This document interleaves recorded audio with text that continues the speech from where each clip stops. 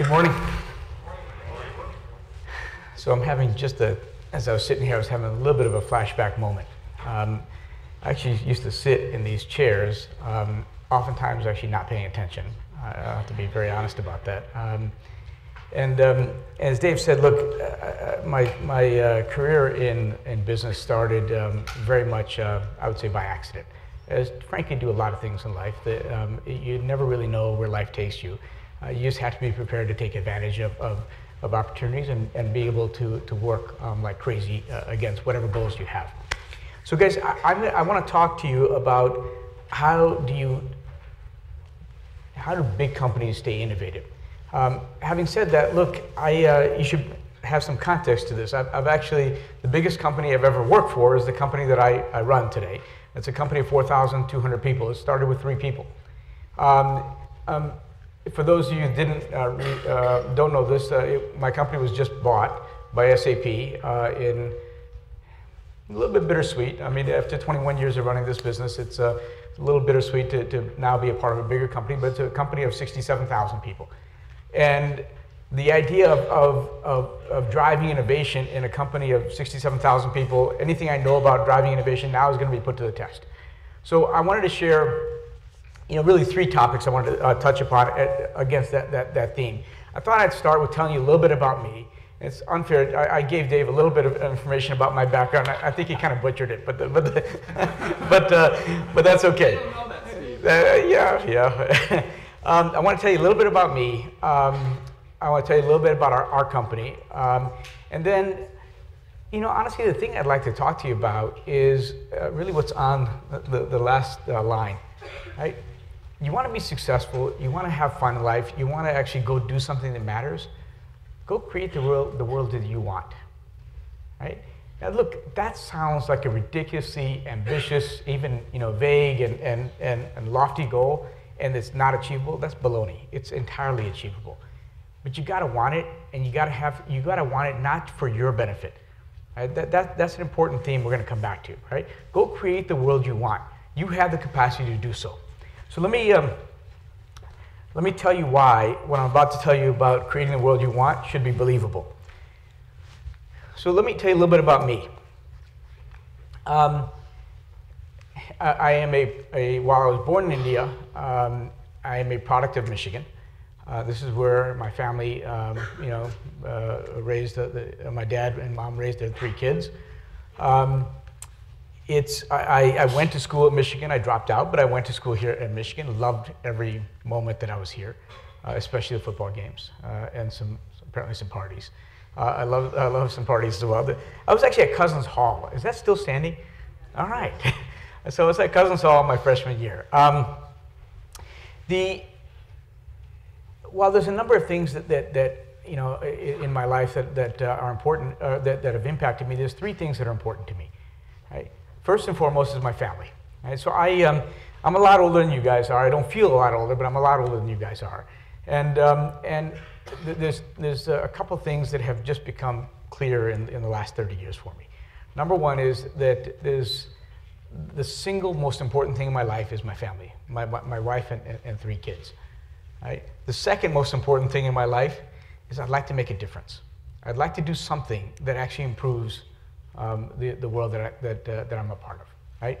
All of us, we're going to get whatever number of years we get in life, and there's a real chance to actually go out and say, look, I'm going to make it better than it was before. I'm going to change the trajectory of humanity. Again, another lofty goal, another lofty statement, but I'm going to tell you that while there's probably somebody in this room, maybe even 3 or 4 people in this room, who will, in fact, change the trajectory of humanity for everybody, every single person here will change it in some way, shape, or form. Right? And I'll give you a quick example of somebody who actually did this for me. And that's my dad. Right? So that picture on the top left, representative of where we grew up. Right? It's representative of where I was born, and certainly where my father grew up. Because of the efforts of one person, right, the next generation is impacted, and what they're able to achieve is impacted because one person decided, you know what, that mud house is not good enough. That I want to go do something more. I want to give the next generation, for me, a chance. And that next generation, fortunately, I benefited from the work of my father and my mother. but everybody gets to change the trajectory of humanity. And obviously, this is another thing that's very important to me, and it's important to me not just because it's my company, it's as close to family as I have outside of my own family.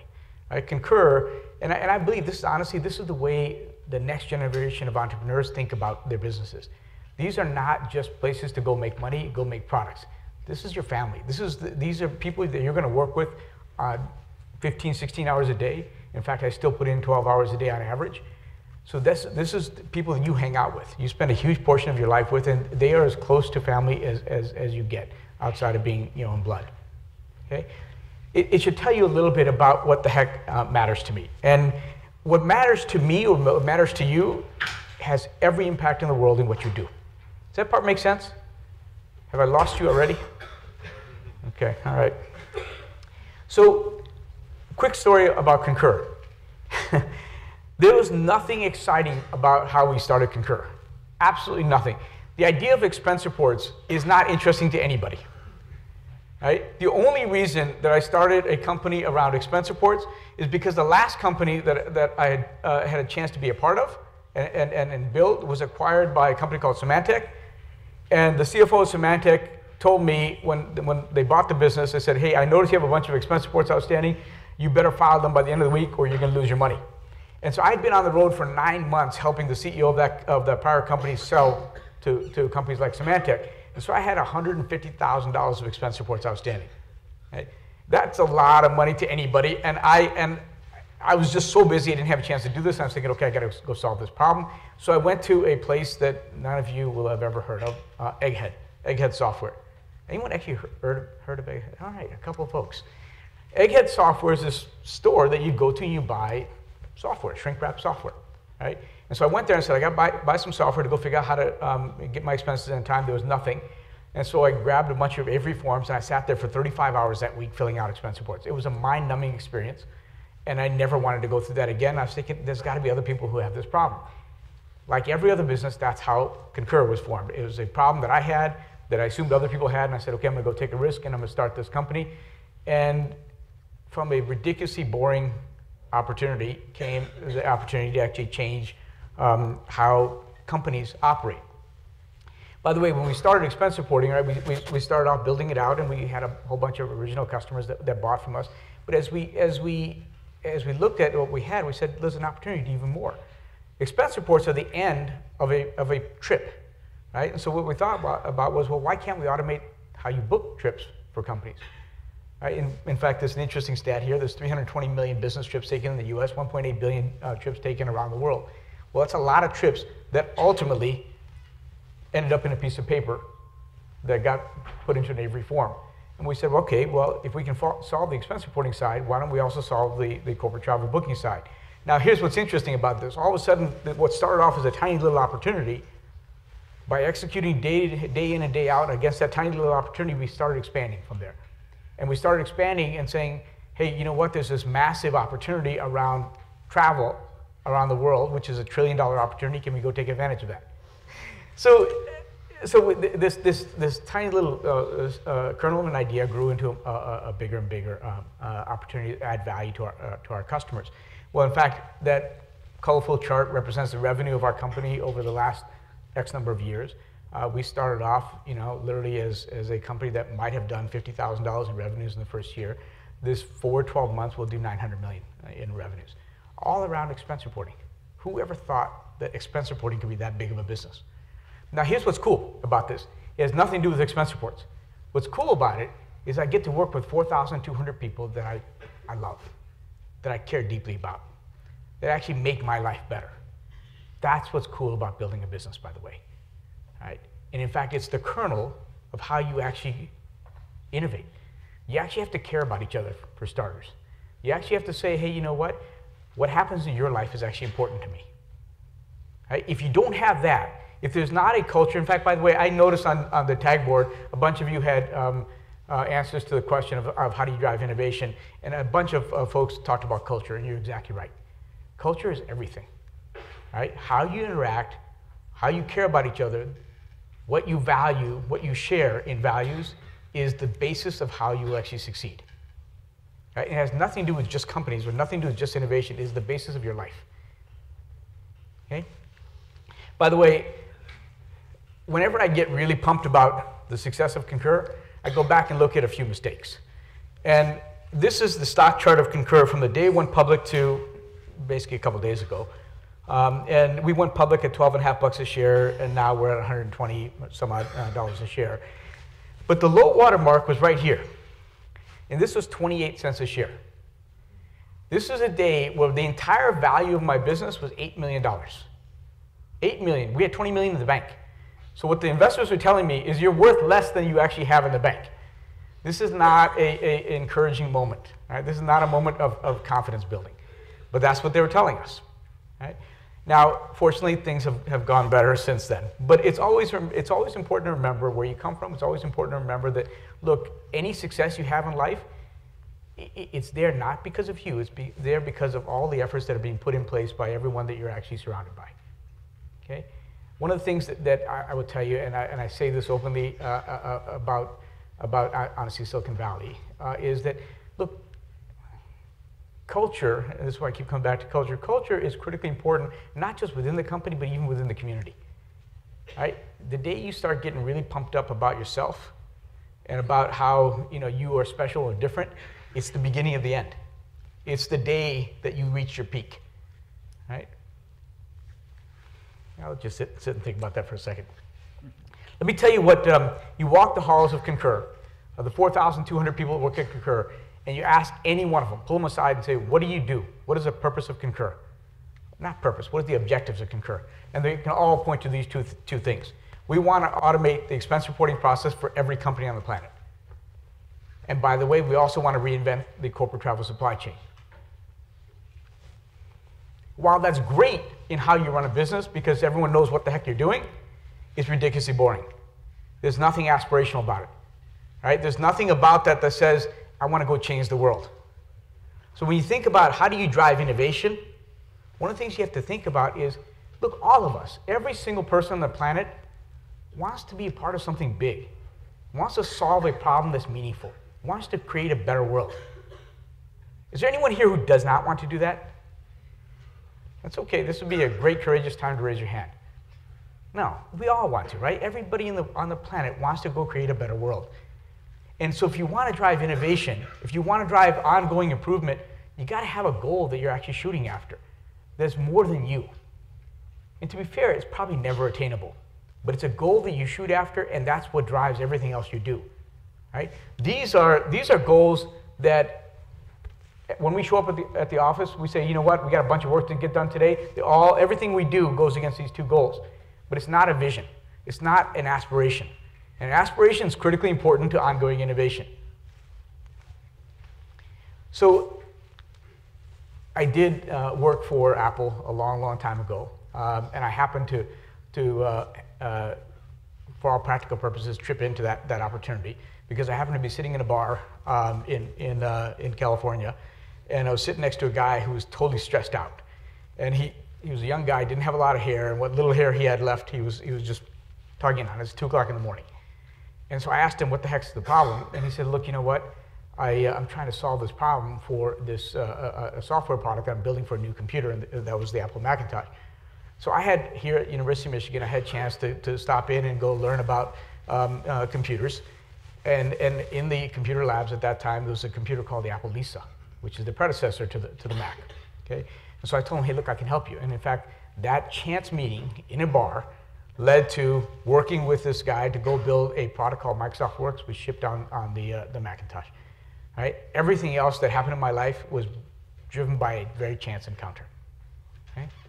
Which is, this is something you're going to find is a part of reality for most people. But there I met this amazing guy who, for all the things that anybody might ever have said about him, he was truly amazing, truly gifted. But one of the things that I loved about Jobs was this quote. Right? It's simple, but it's unbelievably powerful. And think about this a second. Everything you're a part of in life was created by those that came before you. It doesn't mean that you have to accept it. It doesn't mean that all of it should be accepted. What it means is that you have the opportunity to go create your own reality.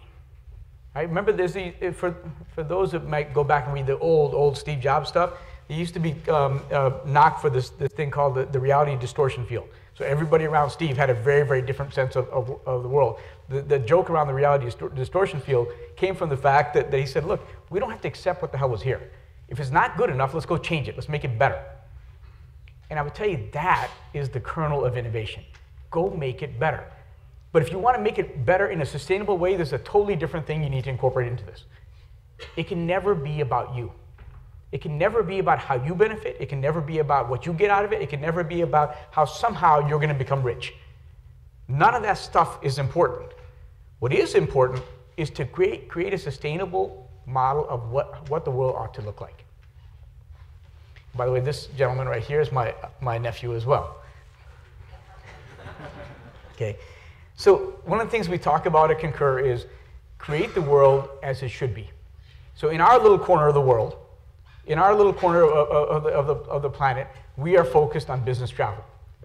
And so when Concur really started to thrive is when we started saying it's not about our success, it's about some vision that we can all gravitate towards, but let's make that vision open and accessible to anybody. We aren't the only people that should innovate and drive that vision. In fact, the idea that we had was this concept that I was kicking around. I said, you know what, why can't there be a perfect business trip? So I want to give you an example of what a perfect trip is. Okay. Now I realize very few of you have ever taken a business trip. But let me give you a little bit of some examples on how you might think about this. I travel about 350,000 miles a year, right? And that's a ridiculous amount of travel. So here's what happens when I get on a plane that's going to be, that typically happens. So I get on a plane, the thing pulls out, sits on the tarmac, and it's like, as soon as 15 minutes goes by, I know we're in trouble. Because now that plane is going to be late, and the connecting flight I might have is going to be late as well. Here's what typically happens around that plane. Everybody's phones go to their heads, and they go, hey, my name is so-and-so, I work at this company, I'm on this flight, and I'm late, and I need to change my connecting flight. That conversation, if said really, really fast, is 60 seconds, right? We live in an age of computing, of mobile computing, of cloud computing. And I look at it and say, why the heck do I even have to have that conversation? Every system in the world can be connected. So why doesn't software automatically, do you guys know what TripIt is? Anyone ever use TripIt? It's free, download it, use it, okay? So why doesn't TripIt tell me, hey, you know what, the flight's late, here's your 3 options that are within your corporate policy, here's 3 options outside of it, click here, 1 button, automatically rebooks it, puts me in the seats that I like, and away I go. And that can happen in less than 15 seconds without me ever uttering a word. That's a much better experience than stressing out and picking up the phone. When I get off of the plane, why am I not checked into my hotel room automatically? And to be fair, what I really like is I'd like the room key to be sent to my phone. The idea that I got in on a red eye last night, when I typically show up in a city, it's at 1 o'clock in the morning. The idea of standing behind 16 people at a counter at a hotel is not interesting. I want to go to my room, I want to go to bed, I want to start the next day. So what I really like is I want that room key sent to my phone, and I use that to enter the hotel room. These are simple examples of what we painted as a vision around the perfect trip. But here's what's cool about that vision. It's not just what we say, right?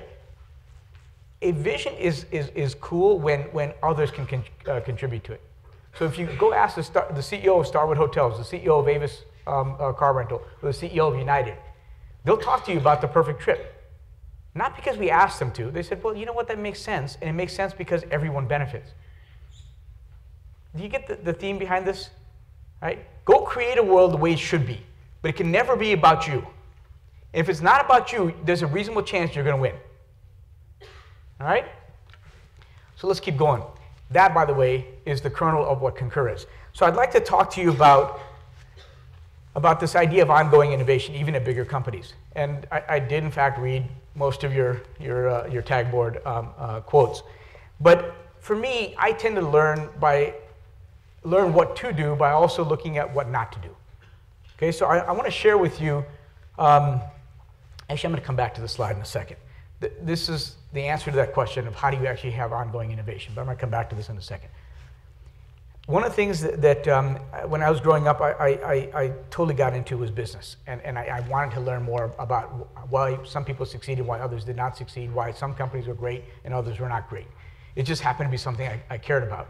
Now, in starting Concur, one of the things that scared the heck out of me was I going to be yet another guy who led yet another business that ultimately failed?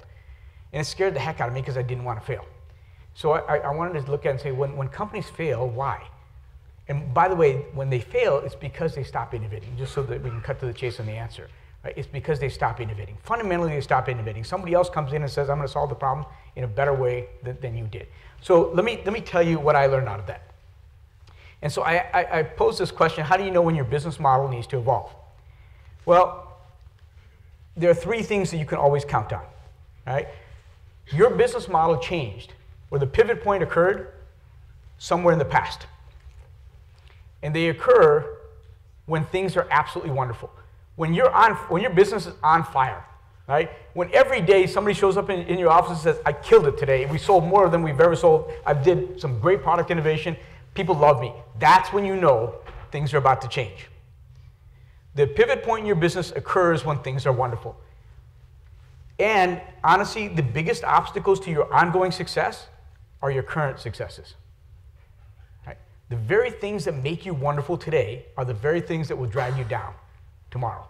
You got to be willing to let go, which, by the way, is a great lesson that's been taught thousands and thousands and millions of times over by nature. You got to be willing to let go. You got to say, I'm willing to embrace what comes next, and let go of what you already have. Okay? Here's the other thing that you can count on. The disruptive event that's going to lead to your demise already occurred. You just don't know about it yet. And it occurred somewhere in your ecosystem, and more than likely it occurred years and years ago. So that's my theory. Let's see if any of that stuff actually might be true. Okay. You guys know what this is? Show of hands. Who knows what this device is? All right, great. Pagers. Does anyone actually still have a pager? Of course not, right? Well, you, Nikki, has a pager. You dealing drugs or what? Nothing. So a pager and a BlackBerry phone. Okay? These guys were killing it. They own the smartphone market. They defined it. They defined it based upon secure email and the ability to type really, really quickly, right? Remember well, you probably didn't see this, but you'd go through airports and you see people typing with their thumbs, and they were in fact they were jokingly called crackberries because everyone got addicted to these things. Okay? So this is what BlackBerry stock looked like, or market cap looked like from 2001 through 2013. Do you know where the pivot point occurred? Right here in 2011. Right? That's when the market cap started going down. Right? So if you're a financial analyst, you look at it and say, this is where BlackBerry's futures changed. Well, here's the thing, it's not true. You know when the future changed? Right here. 4 years earlier. In 2007 when the iPhone came out. In 2008 when the Android came out. Okay?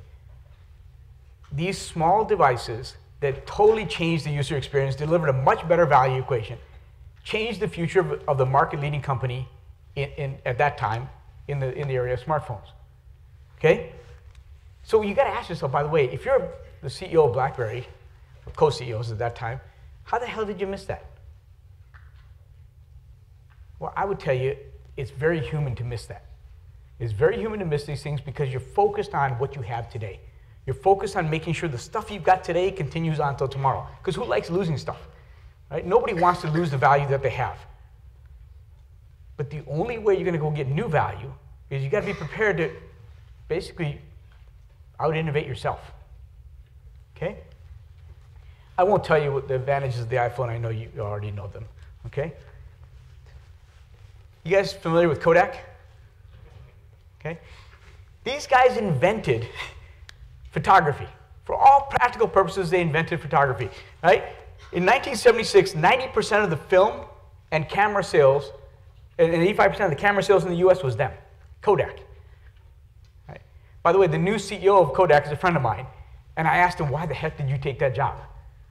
right? And he wants to go turn it around. But think about this. These guys dominated that market space. Now, here's what's interesting. And I couldn't, Kodak's such a old company that I couldn't go back any further than 1989 on the data here. But the pivot point for Kodak occurred right about in 1996. That's when you started seeing their market cap in general start to drop. Okay? But here's what's interesting about this. The first digital camera was introduced in 1988, right? By Fuji, but it was actually invented by Kodak. These guys invented the next generation of themselves. They just didn't do anything with it. Now, to be fair to them, along comes Steve Jobs and a whole bunch of other people and said, yeah, you know what, that's cool, but I'm going to leapfrog you yet again. But they invented the next generation of their own business. So it's not good enough just to continue to innovate. You've also got to figure out how to take that innovation and deliver it to market in a way that actually will cannibalize your own business. That's not for the faint of heart. That takes real courage, real commitment. Right now, we can have a longer discussion one day around why companies don't do that. Public markets don't necessarily reward people thinking in the long term. They tend to reward people thinking about tomorrow, which is it's not a great thing. But fortunately, there's a thriving private sector market, and frankly, that's what drives our economy. Is that as people go off and run these big companies and are afraid to take risks, people like you come in and say, hey, you know what? I'll create the next generation of your company. But see where this has gone, right? I mean, Kodak's market cap was, in fact, I think this is a little bit dated here. In 2014, I think it's less than 300 million. Right? What a sad state of affairs. Right? All this could have been managed through, but it takes courage to manage through that. It takes a willingness to say, I want to go execute against what the world should be, not what it is today. Okay? One other quick example. You guys remember Blockbuster? Okay. I get worried about saying bold things because it gets quoted and it gets written down. And then you look like a chump X number of years later, right? This guy literally said, not in my wildest dreams could I have ever aimed this high. Apparently he did not dream very well, right? So here's the thing. Blockbuster was on fire. The pivot point for Blockbuster occurred in 2005 or 2004. When did it actually occur? Anyone want to take a guess? There you go. 1998 was actually when they were founded, but 2001 is when they actually became big enough that anyone noticed them. Their history changed 6 years earlier, right? When somebody else came along and said, I can do this in a totally different model, and I don't have any of the baggage of your company. And by the way, I also know you're not willing to innovate. Right? Where am I going with all this? First of all, companies do navigate these changes well, right? Disney is a great example of a company that's actually navigated this change fairly well. Right? I love this quote from at that time, the COO of Disney, now the CEO. Right?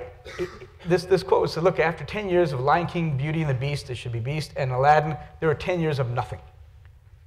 Right? And by the way, in that time period, they were starting to head this way. And then what he figured out was, look, I need to actually go lead in animation. He went out and bought another Steve Jobs company, Pixar. And Disney has been thriving since then. I'm going to skip past Concur, and I'm going to get to the things that I think that are important in actually creating a business that continues to innovate. Okay? In my mind, there are three things. First is what I broadly call foundation. And foundation is not technology. It's the basis of the product you deliver. It's the culture you have. It's the things that you value. It's the things that you care about. Okay? That's the foundation of everything you do. Who you are as a human being impacts every decision you're going to make. So think long and hard about what the heck is important to you. Right? And how do you actually say, this is how I'm going to actually grow whatever it is I'm going to do? Because you want to surround yourself with people who think the same way about values. Not the same way about everything, but the same way about values. The second is, you got to open it up. Whatever it is, whether you're talking about technology or whatever it might be, open up the platform. Here's why opening up the platform matters. You're actually embracing the brilliance of other people. That's why it matters. The idea that you and you alone can somehow succeed is arrogant beyond belief. Right? The only way you truly succeed is to say, I want to leverage the efforts of other people. Give them a chance to succeed with you. Whether you're talking about within your company or think about how Apple has succeeded, right? The iPhone is a Great product. But it's the innovation of the communities around it. That's what adds value to the iPhone. That's what makes it magical. Right? I mean, look, the Android copies the iPhone pretty darn well. How many Androids in here and how many iPhones, out of curiosity? iPhones first. Wow. Androids? Okay. Why? Androids are cheaper. I would argue it's the community around the iPhone, right, all the services around it that make it incredibly valuable. So open up the platform. Now, the other thing is invest in the community. Not just your internal R&D, but invest in the community, meaning everyone who's building around what you're doing. Fund them, work with them, help them go drive sales. All that, though, goes towards one objective. Go create the world that you want. The reason why this is important is the following. It's a goal you will never achieve. Ultimately, you'll never achieve. But it's aspirational, and it shows you the path. That's what I mean by create the world you want. It shows you the path that you want to go. And it always says that no matter what, along the way there's going to be ups and downs, but you'll keep innovating towards that vision. In our case, the perfect trip. Right? The perfect trip requires so many levels of innovation across so many different types of things that this will be a guiding light, and we call it a North Star for us, for decades to come. Okay? So look, guys, with that as a framework, let me, I don't know, do we have time for questions? Yeah, we definitely did.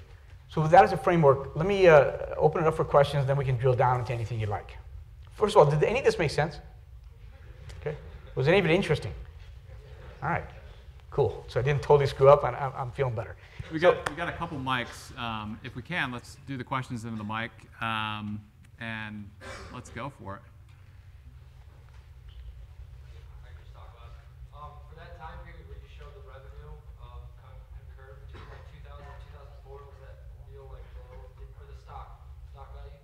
What was your mindset during that time? Like, did you ever want to give up, and like how did you get yourself? Yeah, I wanted to give up multiple times.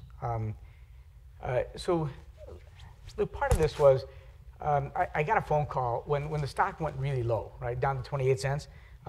We had, actually before that, we had missed our first quarter of earnings, right? And the stock went from 60 bucks down to 20 bucks or something like that. And I got a phone call from a lady who was an investor in our company. And I tend to answer my own phone. And so I pick up the phone and she goes, "Hey, Mr. Singh," which made me feel bad just to start with. And she goes, "I just want you to know I lost a lot of money today as the stock went down." And so, you know, I asked her about herself and chatted with her and found out she had invested everything she had in this, which is, it's like, oh man. So I had to talk to her about, please never invest everything you have in one company, no matter what company. But you know, she invested everything, and I was looking at this and saying, all right, great. In all this, what I just did is I ruined some person's life. Right? And so every day that I started getting down about not wanting to continue on, I remember her. And I said, look, I owe it to her. I owe it to everyone who trusted us to go work and build our business. And so you got to find something in you that motivates you. And that motivation is different for everybody. But for me, it's, look, if you trust me, I tend to want to make sure I work for you. But it's whatever's important to you. Look, here's the thing. Every company in the world goes through failure. Every single one. You think Apple was always this amazing? In fact, I would argue that Apple's in a very interesting spot, right? And since Steve Jobs' death, there hasn't been a ton of innovation coming out of there. Right? This is a place that actually I look at and think, God, I haven't seen anything other than a larger phone or a smaller phone, right? Or a larger phone, iPad or a smaller iPad. But every company goes through difficult times. It's what you do when you're in those difficult times that separates you from the rest. Got a question? So when you pointed out these sort of pivot points, and part of the problem is like the latency of something that might be disturbing what you do in your practice. So how do you sort of look out and see that? Like, how is it possible for Blockbuster to recognize 6 years earlier that the market was going to be changing at that time? So here's the thing. The idea that any one person, that there's only one person on the planet that can figure this stuff out is arrogant and not true. Anybody can figure this out. You take any business problem, any set of data, and most people can figure out where this is going to go. The reason most people don't figure it out is because they approach that problem with a, you know what, my business looks like this today. I got $5 billion of revenues this year. I got to figure out how to protect it. The moment you start the discussion with, how do I protect what I have? You lost. You already lost. Because here's the thing. The guy next to you, Charles Ma, he's going to say, I don't have $5 billion to protect. So I'm going to approach this problem unencumbered by my own successes. It's not that you and Charles think about this differently. You approached it with a different set of kind of prerequisites, so to speak, right? He approached it with none. And that's what freed him up to go do this. Now, if you can, this is why for me at my company it's so important to focus on the vision. Because the vision, if it's unencumbered by you, it's a great vision and others will embrace it. But then once you define that, keep focusing on that thing. Because it's the acid test, right? The moment you start modifying the vision, you got to ask yourself, why the hell are you modifying that vision? Was it not good enough to begin with? And so then you drill down further. So once you figure out the answer, then the real hard test comes in, which is are you willing to let go of what you had? These are non-trivial things. This is you want to build a company that's going to succeed. The culture of how everyone thinks is the most important thing you can bring to the equation. Tell people it's okay to take a risk. Failure is perfectly acceptable. In fact, it's a great thing. Failure is a great thing. I'm living proof of the fact that failure is a great thing. I had plenty of failures along the way, and that's probably what helped to my next one, next failure. Yeah. How is the acquisition of your company to SAP changing your company at all? Like, Look. how did the employees respond, and like how did that come about? I guess. Well, So first of all, I'm going to start with this. You guys are smarter by a factor of 10 than myself or any of my colleagues when I was your age. I wouldn't even know to ask a question like that. So here's the thing. I don't know the answer yet. I don't know what the impact's going to be yet. I know this, that myself and my team are going to walk into this, and the impact of what's going to happen from the acquisition, if I take the approach, or Charles or anybody in the executive team takes the approach that says the impact's going to be what those guys decide, well, I've written my future, right? And so I choose to take a different approach. To be fair, I've also talked to this is going to be weird, I've not had a boss in 21 years.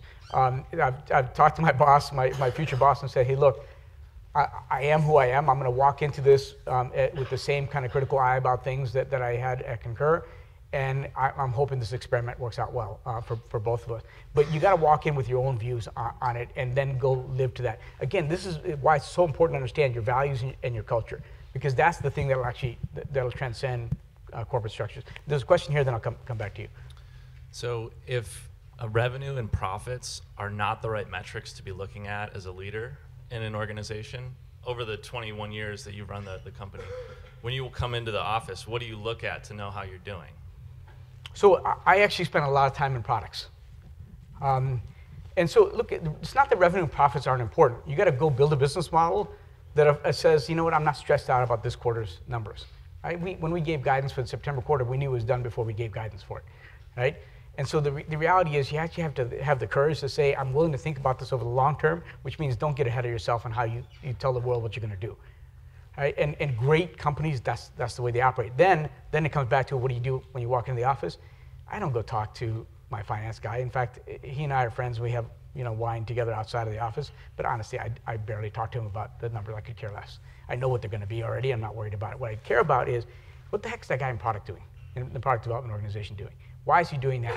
How much of the product development organization is spending time on new stuff, right? Or for that matter, why isn't somebody telling me the way we do this sucks, and let's change it? If there aren't enough people telling you what you're doing is wrong, there's something wrong with your culture, there's something wrong with you. Right? You have to encourage that level, a healthy, not adversarial, but a healthy level of dissension. I like, much to the dismay of my management team, I like controlled anarchy. Right? I actually think it's really good to have some level of dissent and disagreement and craziness. So with the prevalence of, we had stuff a couple of weeks ago from a video conferencing, and you actually managed to grow your company exponentially with the prevalence of teleconferencing, which I can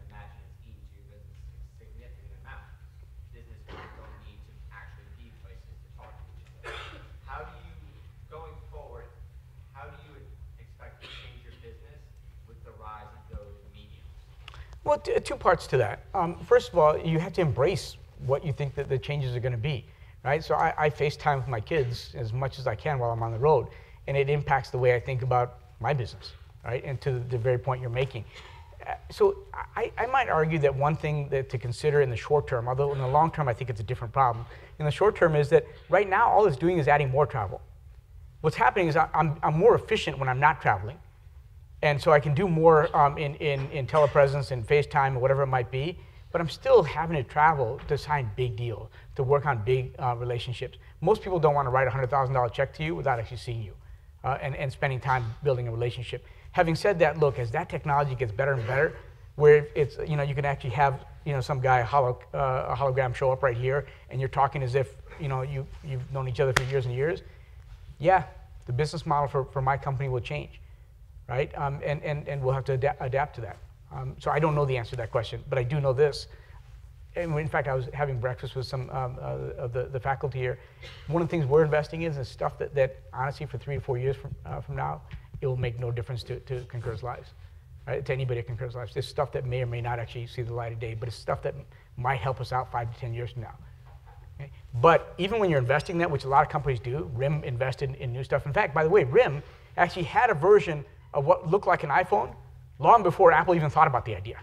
They just never took it to market, right? The trick is when you invest in these things, you as the guy who's running the business, or you as the person who's running that business, do you have the courage to go say, I'm going to take that to market?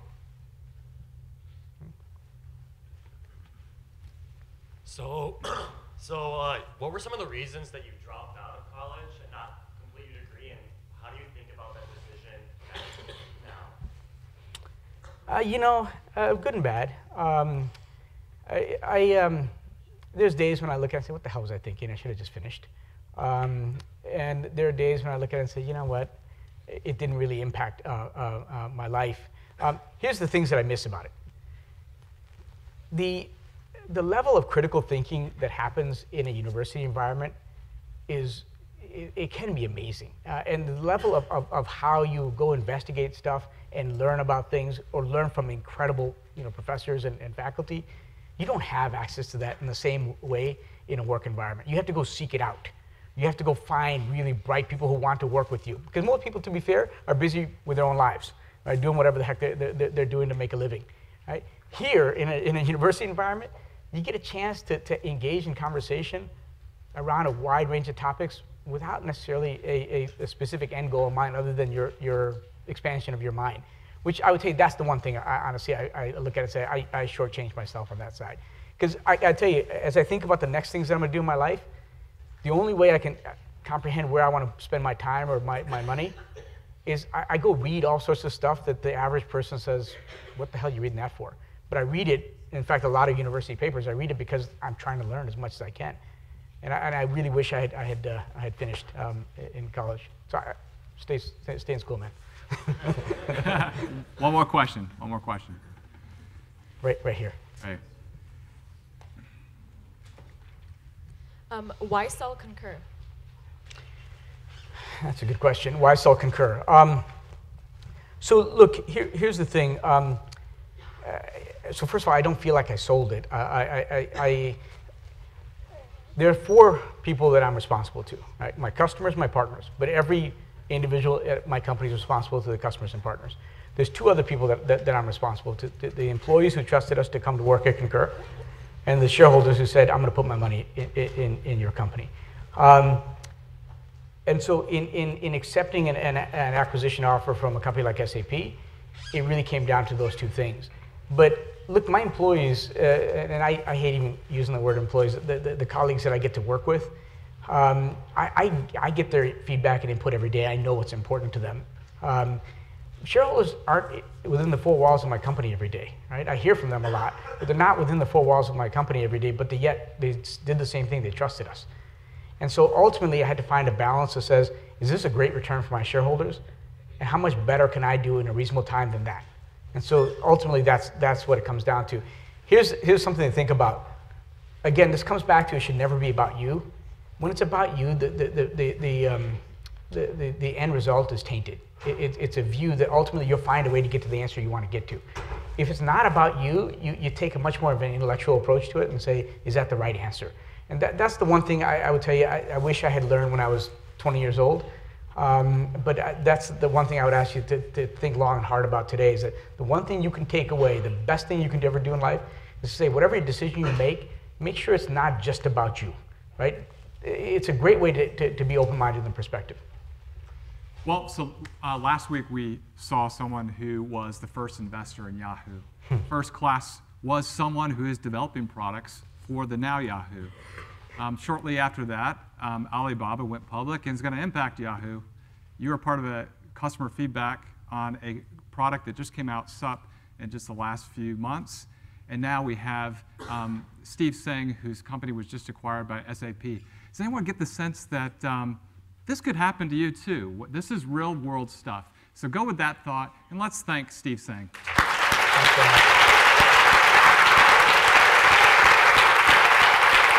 I want to kind of walk you through the steps of identifying that market opportunity, and then the hurdles which we now face. Now that we have a product, we're ready to go to market. The hurdles